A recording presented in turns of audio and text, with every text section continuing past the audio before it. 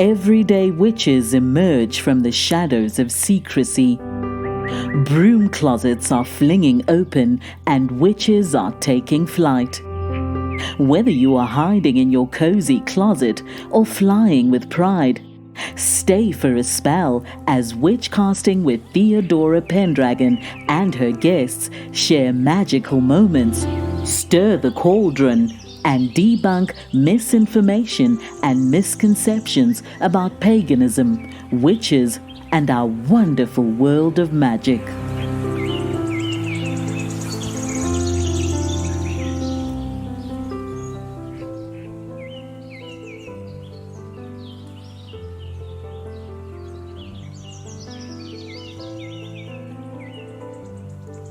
Welcome back for another episode of Witchcasting with Theodora Pendragon. I'm your host, Theodora, and my special guest today is Safrianna Lughna. She's the queer spirit guide and the founder of Living Luna. Let's welcome Safrianna. Thank you so much. Thank you so much, Theodora. I'm Safrianna Lughna, the Queer Spirit Guide, and I'm delighted to have this conversation with you today. I'm always so thrilled to meet with other spiritual beings in the world that are on this same mission to just have meaningful conversations and engage with people, like really, really go deep. So thank you for this opportunity. Tell us about Living Luna. Yeah, so Living Luna was founded. Technically, I've had my own business for several years now. I opened this business in 2020, and it's technically called Luna Counseling and Creative Services LLC, but that is a mouthful. So when we were really sitting with, what is the essence? I love acronyms. And so we came up with Living Luna, where Luna is an acronym for loving unashamed and nurturing authenticity. And that's really what we're all about. So we are a podcast, we are a community, and we're a social movement. And it was co-founded by myself and my wife, Ikenna Luna, they, them. And we just kind of started with the podcast, and then it has just grown. We've really recognized how much need there is for uplifting social spaces in the world. And I'm all about authenticity. Let's talk about that. Yeah. I mean, authenticity, it's really interesting. I'm a part of this community called Body of Nine, and Body of Nine is an archetypal system that actually looks at your physiology instead of like taking a personality quiz. And there's 9 natural body types that we have. And every single of the natural numbers sees authenticity in a different way. So you can ask for what does authenticity mean, and you're going to get 9 very different definitions. To me, it is about knowing that we are a unique cell in a larger organism. So authenticity is showing up as that, our authentic self in this bigger body, but knowing that we're part of a unified whole. If you ask someone else, they're like, yeah, just show up to me in the moment, whatever you look like, whoever you are. So that's me with authenticity, is like your individuality in the sea of the whole. Can you expand a bit about the Body of Nine? Oh, absolutely. This is fascinating stuff to me. And I just met Susan and Martin about 1.5 years ago, but they have been studying this material now for about 20 years. And this is not new knowledge. This actually goes back to ancient Egypt and ancient civilizations. If you go back over 2,000 years ago, you actually see in historical art, that they would depict leaders in different positions that actually highlighted their center of physiological leadership.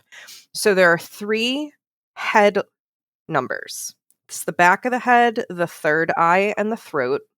Then the body numbers, the upper body numbers, are the collarbone, the center between the shoulder blades, and then the center of the sort of the mid rib cage, like the part where your ribs meet in the middle. And then the low body numbers, you have, I forgot the 6. 6 is right here in the chest. So 6 is literally the mid chest. And then underneath that is the rib number. And then you have the dantian, or the sacral root chakra in the front of the body, or the chakra, excuse me. And that is one of the centers. And then the sacrum in the back of the body. So literally the glutes.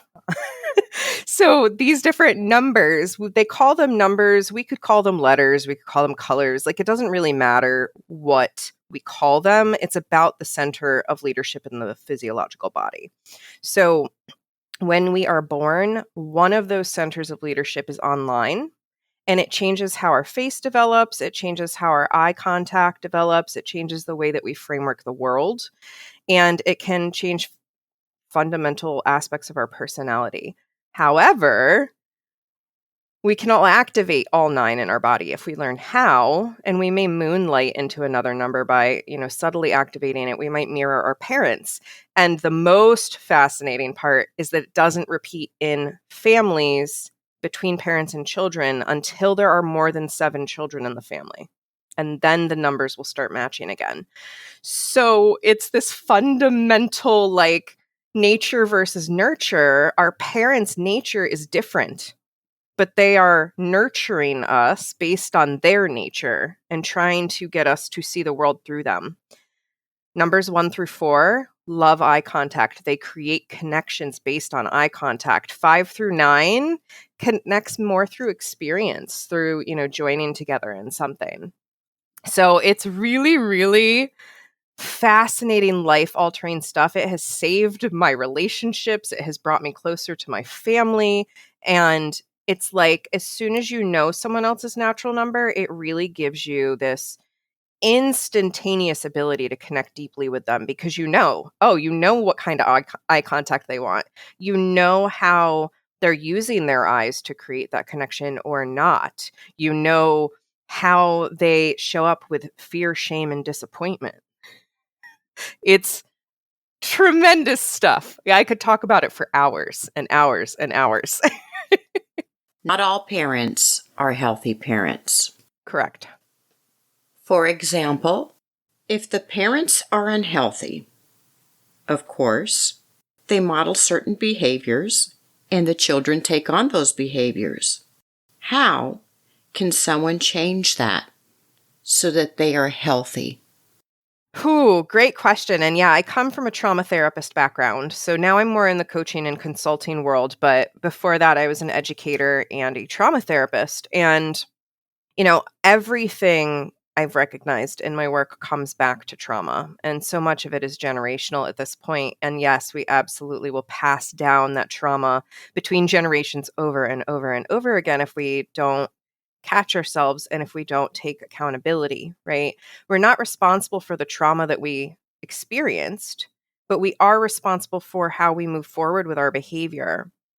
So something that's so fundamental to remember is that our kids aren't us. They are not us. And Body of 9 has really shown me that. I have been able to see in so many families now, wow, okay, this is not lying. The kids are different than the parents, very different than the parents. And you can see it in the physiology. You can see it in the way they respond to different things. So sometimes just learning about yourself and recognizing, again, the uniqueness, the authenticity of you. You are a cell in a larger body, and every single cell in the body is important. And the health of that cell is important to the overall health of the body, right? So it's up to each and every single one of us to find that alignment and do our healing work so that the entirety, the unity, can repair. I mean, you just look around and you see how out of unity we are. So I always tell people that the number one thing you can do to heal the world is to heal yourself. So these parents, I see so many parents, and my wife is actually a child therapist. So they mainly specialize in seeing families and kids. And they see all the time parents coming in my kid's the problem. They're not listening. And in fact, it is almost always the parent trying to fit the child into their box, right? So I'll just throw out an example. So natural number 5, for example, that is the back of the head. Natural number 5s really see the world through a very particular framework, and they have a connection directly to source or God or whatever they personally call it, the universe. And they can kind of tune into the 360 awareness of their environment very easy. And they take in content with their eyes. That's what they're doing. They're seeking, they're searching, they're scanning. A natural number 5 with their framework and their Achilles heel is shame. is going to apply that to their child if they are not aware. And they're going to apply all of that shame that they're holding for their framework of the world. And so you could see if they have a framework that's a little bit out of alignment from truth or authenticity, they're now applying this framework. So if you've got a natural number 5 mother who has grown up where the framework is, women are powerless. The only way women can have power is to be pretty, to please men, to be, this, that, and the third. Then that's what that mother's going to pass on to her child, not realizing, that framework is out of alignment. So that's just like one example. So if a natural number 5 mother was to learn, I am applying my framework to the world around me, I need to stop applying my framework and see what's my child's framework?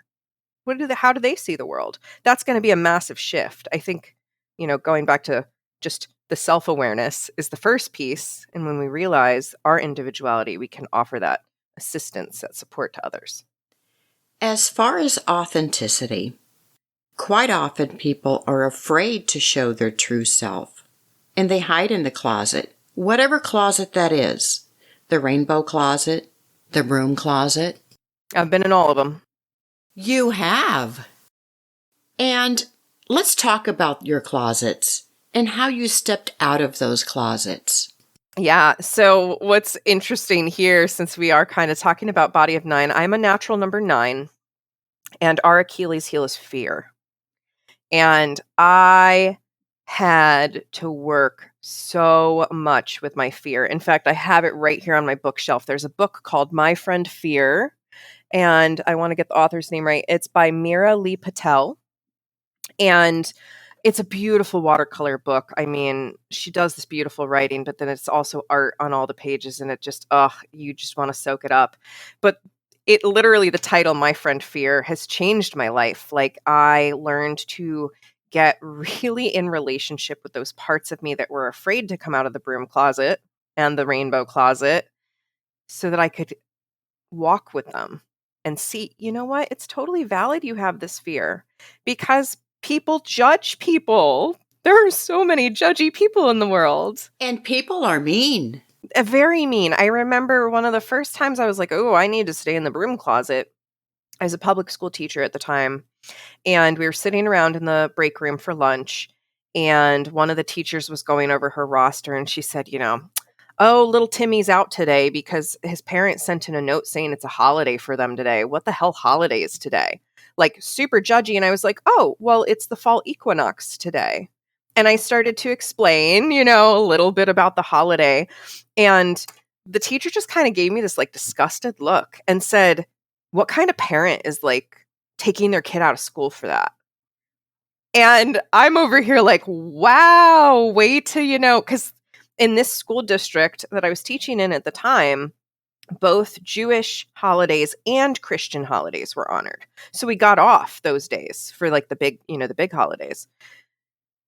Pagans, earth-based spiritualists, Muslims, lots of different religions and spiritualities are not honored in these things. So that judgment of like, ooh, what is this other holiday and why would somebody take off for it? Like, I was like, we're going way back deep in this closet.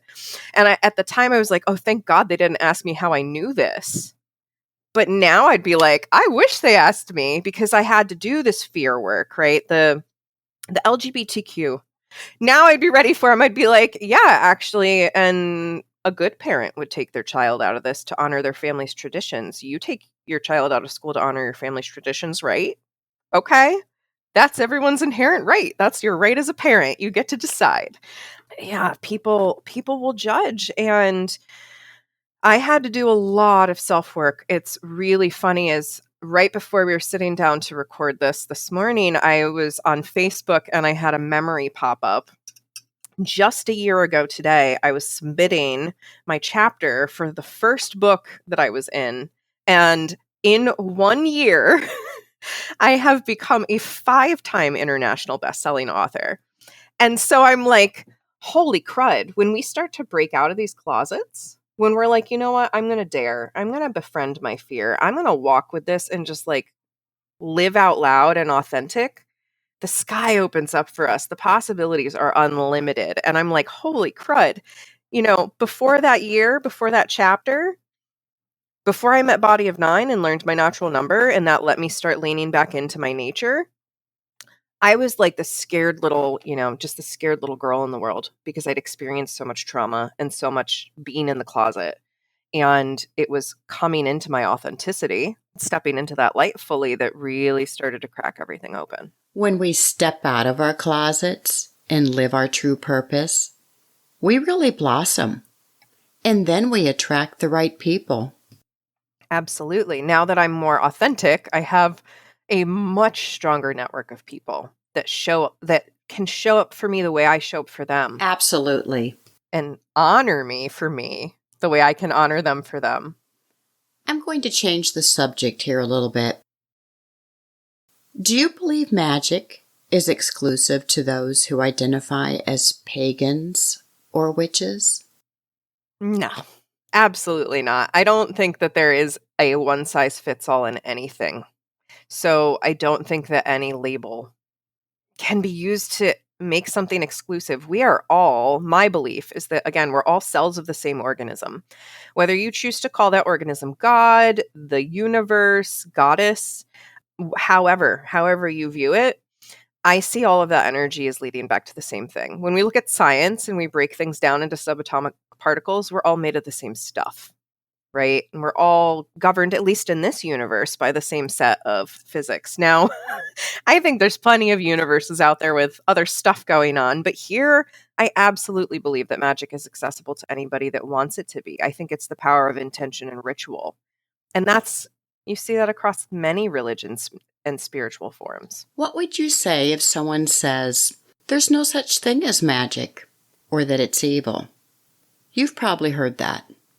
Oh, I hear it all the time. I mean, this is a big debate my mother and I get into all the time. Well, I shouldn't say a debate anymore because that's great that you believe that. You are allowed to have your own belief. If you don't believe in magic, that's for you. I believe in it. And you can get to know me and see if you think I am evil. But it's a tool like anything else, right? We could very easily compare magic to a gun, right? Like, it's not the gun that does the evil. It is the person wielding the gun or the wielding the magic, right? I think that there are people out there who will absolutely use their access to this power, right?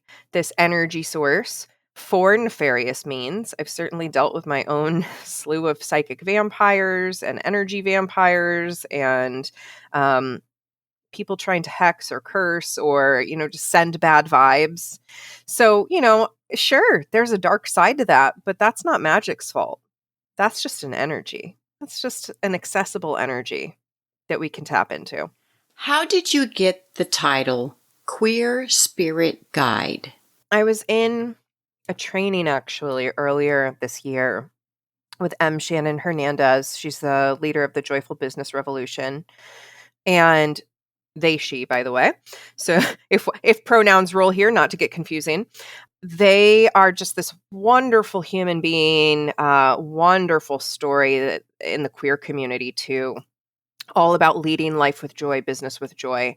And so I was in one of her workshops and we were kind of getting the marketing plans together for the year. And I was fully stepping out of the therapy role at this point. I had recognized, okay, my time as a trauma therapist is coming to a close because I'm leveling up and I'm ready for my clients to massively level up with me. Like, we're ready to go deep into energy, into spirit, into manifestation work, into the mindset work, right out of the trauma. And so I was expressing this in front of the group and kind of talking about, and I have these rituals I've been doing for a long time now. I'm thinking I want to do more with that, blah, blah, blah. And somehow it circled around and Shannon just went, "You are the queer spirit guide." And I was like, yeah, I guess I am. I guess I am. And so it was that call from outside, right? That I was able to respond to, like, oh, yeah, that is me. Hello, right? Like when your name is getting called in class and you're like, present. That's what it felt like. Like, oh, yeah. Hi, that is me. So I was given the title and I sat with it for a while. I was really like, what does this title mean to me?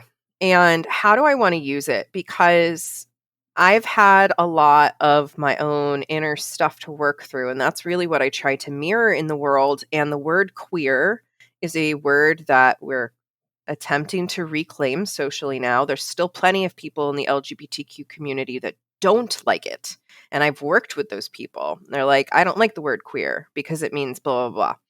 So I had to like untangle from all of the social narrative of it, because to me, queer just means choosing or being willing to deviate from whatever the prescribed quote unquote norm is.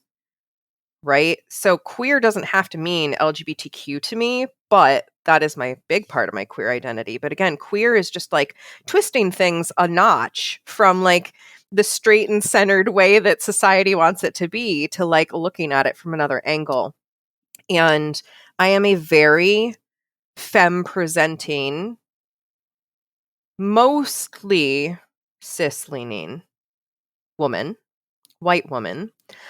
So adopting a title like this was a lot of like, ooh, am I queer enough? Am I, too white to have a title? Am I like all of these things that I had to unpack and really make sure I was not coming in from like an angle of just splashing my privilege all over everything, basically.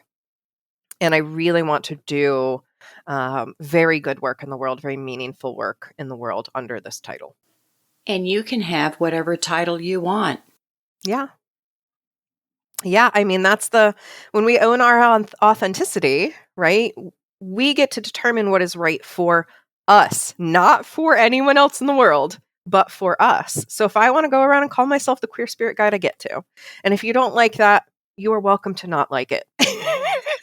And I'm fine with that. I'm totally. And that's such a strong attitude. It really is. It's empowering to say, this is who I am, like it or not. Yeah, and I can't say that it's always been that way, for sure.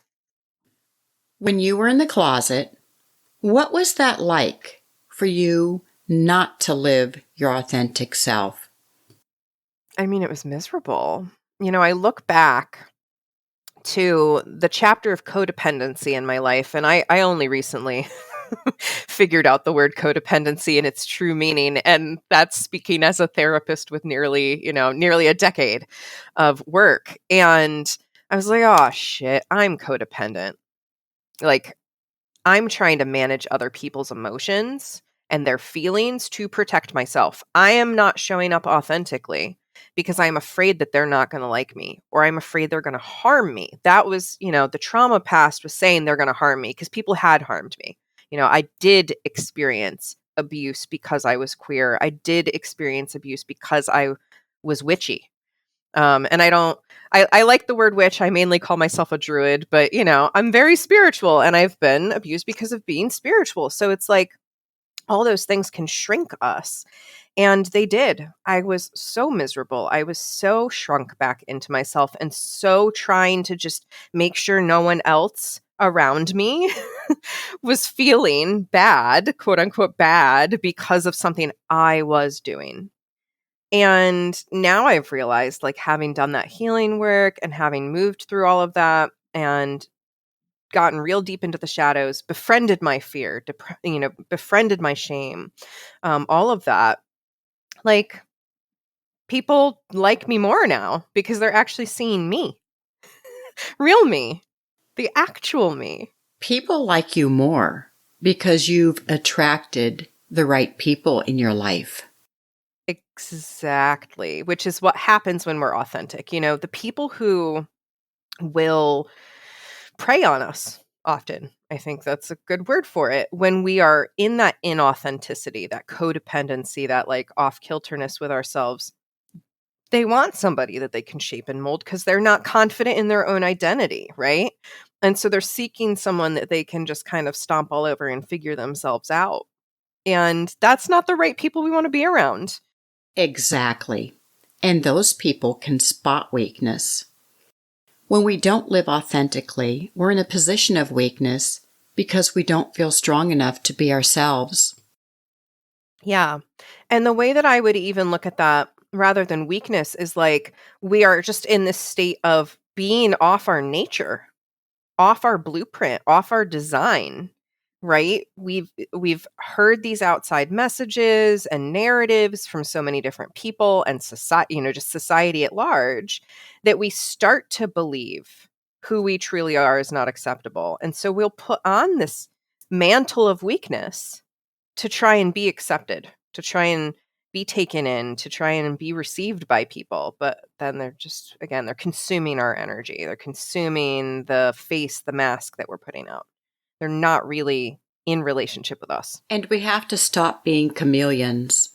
Yep. That's something everyone can fall into, these codependent traps. In Body of Nine, natural number nines and natural number twos have the worst time of it, because nines really do chameleon very, very easily because they don't impact a space. They just come in and hold the space. So they're just kind of holding more of what's there. Whereas a two literally mirrors. So they'll kind of mimic back what they are seeing. And so those are things, when we get to know ourselves on an even more deep level, we get to know our blueprint on a deeper level, we can unpack those things, sometimes with a little bit more ease. But yeah, everyone can fall into that trap of just mirroring or chameleoning, or like, again, putting a mask on to try and pretend with others. And we can't please everyone. No, absolutely not. And yet, how many people pleasers are in the world? I've been guilty of it myself. Mm-hmm. Same. When you first reached out to me, you mentioned the rhythm of our seasons. Can you explain what that is? If anyone's familiar with human design, and human design is very similar-ish to astrology, it's based off your birth time and location and all that good stuff. Human design has these things called gates and channels in them, and I have the rhythm channel. So I'm like uniquely designed to really, really feel into the rhythm of the earth and the seasons and the flow. And so that's been a big part of my business model moving forward. We have really, really lost connection with our seasons because society has become so dominated by technology. Most of our days are spent on a screen now. Most of our days are spent at a desk or inside. Whereas if we were to rewind, thousands of years back, it's probably the flip of that. Lots of the time is spent outside with less time inside.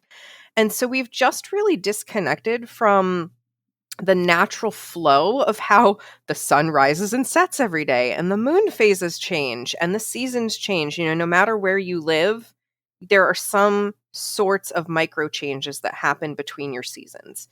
I live in a place where we have very distinct, spring, summer, fall, winter.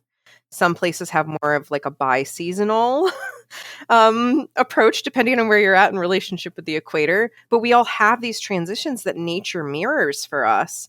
But we are now expected to be on the go, producing at the same level every single day, every single month, all year long, pretty much. And that is so out of whack, because if you look at nature, there's a growing season, right? There's a planting season, and then a growing season, and then a harvest season, and then a resting season. For me, every season is so beautiful. I'm ready for each new season. Me too. And then, yeah, it's like the halfway point in the season, I'm like, all right, I'm ready for the next one. But that's why, I celebrate with the Wheel of the Year holidays. And that's a big part of my work, is bringing people back into a rhythm with the Wheel of the Year, because it does inform us, and it can create such a beautiful framework for us to do, introspective work, to reflect, to make sure we're taking time to integrate life's lessons along the way, right? These are these seasonal touch points that if we are bold enough to tune into real life again, right? Like, oh, what's happening with the planet? It teaches us these immediate and immense lessons about how to live and how to be in harmony with ourselves. And I think it's really, really beautiful. Not only technology, I think that consumerism has taken people away from nature as well. Yes. Absolutely. Absolutely. There's 4 legacy burdens in Dick Schwartz. He's founder of the internal family systems uh, modality, I guess would be the best way to describe it. And this is something I've studied as a coach and a therapist.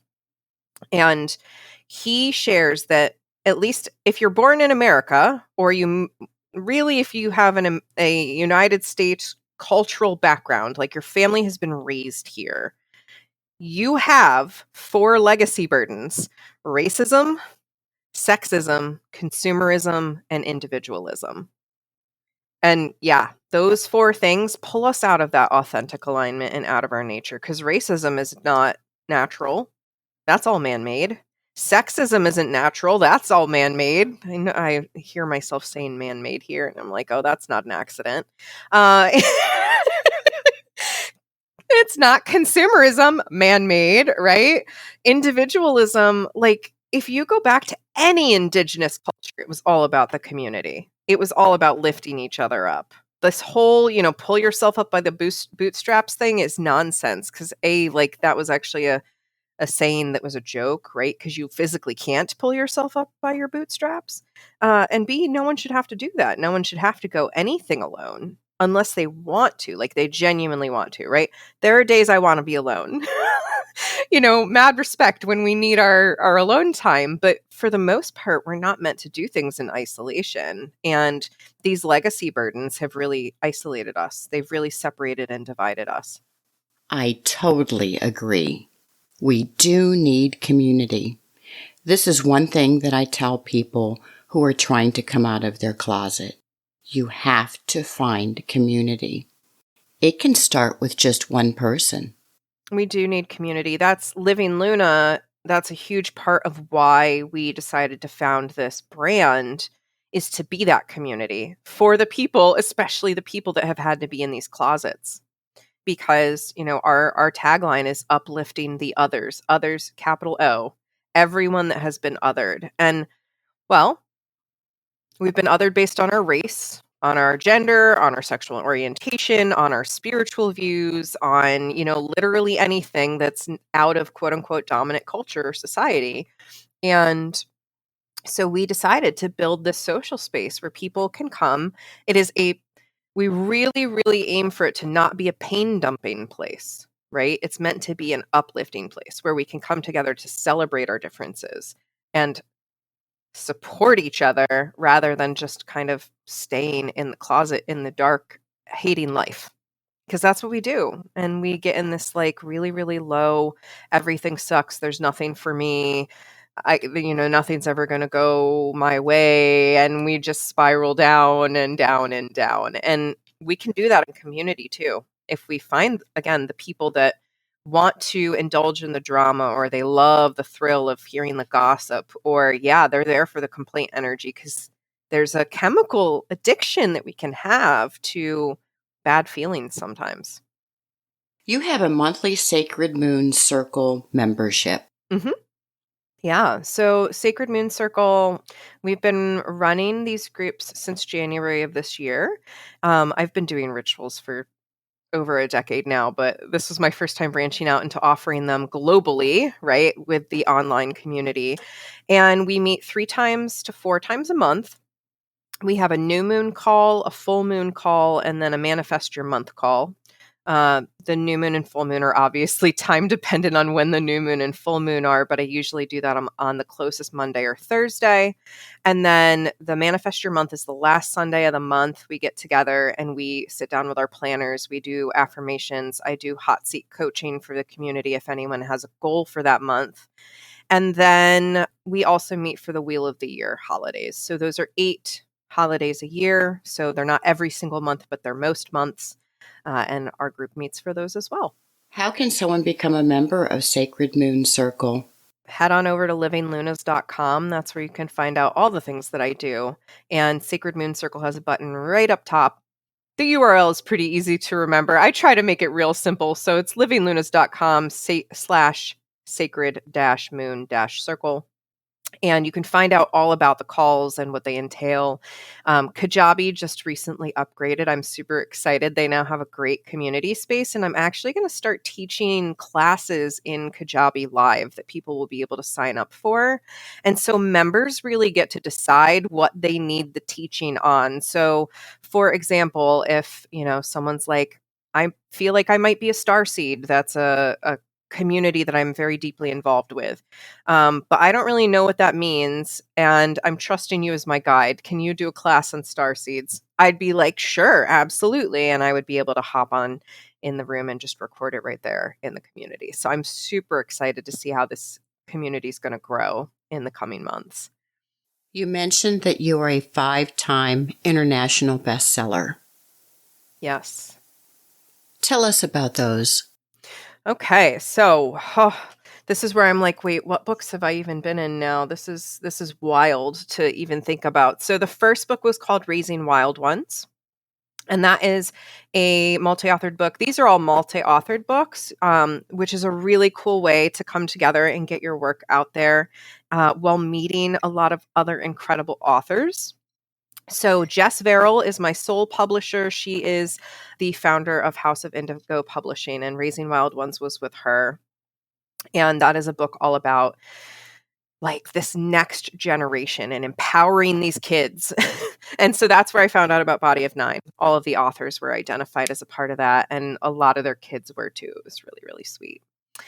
And then I went in to be in Rebel with a Cause, which is a book about entrepreneurs with invisible chronic illness or, invisible health conditions, mental health, physical health. And I wrote with my wife in that one about Living Luna. We wrote like a poem about our mission in the world and put it in that one. So that was very, very cool. Then I've been in a book called The Ultimate Guide to Being a Soul Professional, and that is what it sounds like. We also have Soul Alchemy. Soul Alchemy is my favorite book that I've ever been in. Highly recommended to everyone who is spiritual and looking for tools, because we have both a book and a workbook for Soul Alchemy, and it gets into astrology. I do this whole thing about being in your butterfly energy, like looking at your life through the lens of being a caterpillar and then going into the chrysalis and emerging as a butterfly. I'm actually doing next month, August of 2023, a butterfly and moon medicine immersion experience, which you can also find out about online. And then I won third place in an international contest for EcoLit. Of all things, which is literature about environmental sustainability or being in relationship with the planet. And that was called A Gift of Gold. Are your books on Amazon and wherever books are sold? Yeah, so if you go to Amazon and you search for Safrianna Lughna, you'll be able to see the projects that I'm like linked in on there. And I'm hoping this year to be releasing several of my own volumes. I'm working right now on my debut self-help book. The working title is Balancing the Cosmic Divine, and it is all about tuning into the lunar energy, the solar energy, the seasonal energy to live a life more aligned. And I'm really, really excited to publish that later this year. It's published. We'll have to have you back on the show to talk about it. We are, yes, because by then it will be even more well organized, and I will have the whole curriculum written out, and we can just go through the bullet point. It'll be great. It'll be so organized. Do you have advice for the listeners as far as authenticity in general? And if they're trying to decide about coming out of their closet, whatever that closet is? I just want to say that, again, the most important thing I believe anyone can do is healing themselves or being in a healing relationship with themselves. Healing is never over. Please never expect perfection or that you are going to land and be perfect in any way, shape, or form. But choosing yourself, choosing to put yourself before anyone else and do the healing work to, again, come into deeper relationship with yourself, to heal the relationship with your inner parts that are wounded by all the junk they've heard from outside people, right? You are perfect as you are. You don't have to strive for anything else. So if you are stuck in a closet and you feel like you can't come out, work on loving yourself in that closet first. Because if you don't love yourself in that closet first and you try to emerge, no one else is going to love you around you and you're going to go right back in, right? If you love yourself and you come out and people start hating on you, you're going to go, wow, you're not for me. I'm moving on. And that's the difference. My full coming out of all of the closets honestly was not until after I had an immense moment of intense self-love. I was looking in the mirror and I just suddenly looked up and made eye contact with myself. And I was like, you know what? I love you. And that moment sounds so simple, but that moment shifted things for me because I was like, you do deserve love completely and utterly as you are. And that's the message I want everyone to hear, is that you deserve love exactly as you are. I really like that advice about looking in the mirror and telling yourself, I love you. How powerful. I have written on my mirror. I like to change it out every now and then, but right now, written in dry erase marker is, you are made of magic. Share that magic with the world. And then I have the word love underlined because love to me is the magic in the world. That's the core power. That's the core power. That's a powerful message. Safrianna, thank you for joining me today. It's been wonderful having you as a guest. Thank you so much for having me. And I would love to be back after the book comes out or for whatever else to just continue these conversations. Safrianna, you are a wealth of knowledge, and I know your words are very powerful. So you just might have to be a regular on the show. Well, thank you so much, Theodora. I super appreciate it. And, I just hope to be that light in the world by shining my own light and encourage other people to do the same. Thank you, Safrianna. Until next time. Thank you.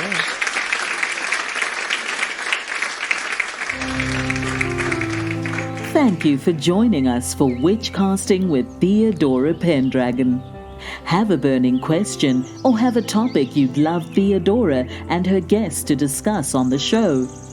Contact her through Instagram at Theodora Pendragon.